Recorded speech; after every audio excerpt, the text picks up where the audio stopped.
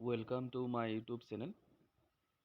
মৰমৰ বন্ধু বান্ধৱীসকল, আজি মুখ্যমন্ত্ৰীয়ে বহুত এটা ভাল খবৰ দিছে আৰু ইয়াৰ লগতে আজি শিক্ষামন্ত্ৰী ৰণোজ পেগুৱে আজি DY 365ত যিটো আলোচনা চক্ৰ হৈছিল তাতে কিমান শিক্ষকক নিযুক্তি দিয়া হ'ব LP ME আৰু হাইস্কুলত, আৰু লগতে কেতিয়া বিজ্ঞাপন প্ৰকাশ পাব তাৰ সঠিক তাৰিখটো কৈ দিছে। তো বলা দেৰি নকৰি শিক্ষামন্ত্ৰী ৰণোজ পেগুৰ মুখেৰে কথাখিনি শুনো আহক। নতুনকৈ শিক্ষক নিযুক্তি বিজ্ঞাপন ওলাব নেকি? আকৌ ওলাব। কিমানত ওলাব বা কেনেকুৱা ধৰণৰ?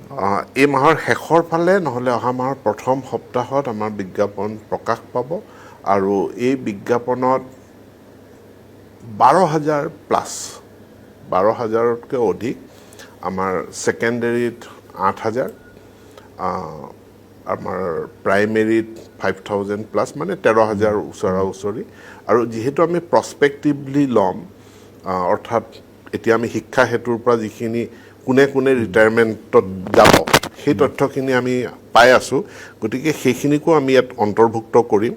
কাৰণ সেইখিনিকো যিহেতু আমি অন্তৰ্ভুক্ত কৰিলে আমাৰ যথেষ্টখিনি সুবিধা হ'ব, যে আমি তেওঁলোকক আমি ৰখি থাকিব নালাগে। আৰু প্ৰায় মোৰ শিক্ষা সেতুৱে দেখুৱাই আছে যে 10,000 শিক্ষক অহা 6 মাহৰ ভিতৰত ৰিটায়াৰমেণ্টত যাব। এতিয়া অসমৰ শিক্ষাখণ্ডৰ, বিশেষকৈ প্ৰাথমিক শিক্ষাখণ্ডৰ আটাইতকৈ ডাঙৰ সমস্যাটো হ'ল সেইখিনি আপোনালোকে নিজ মুখৰে শুনিলে, বহুতো ভাল খবৰ আপোনালোকক জনাইছে।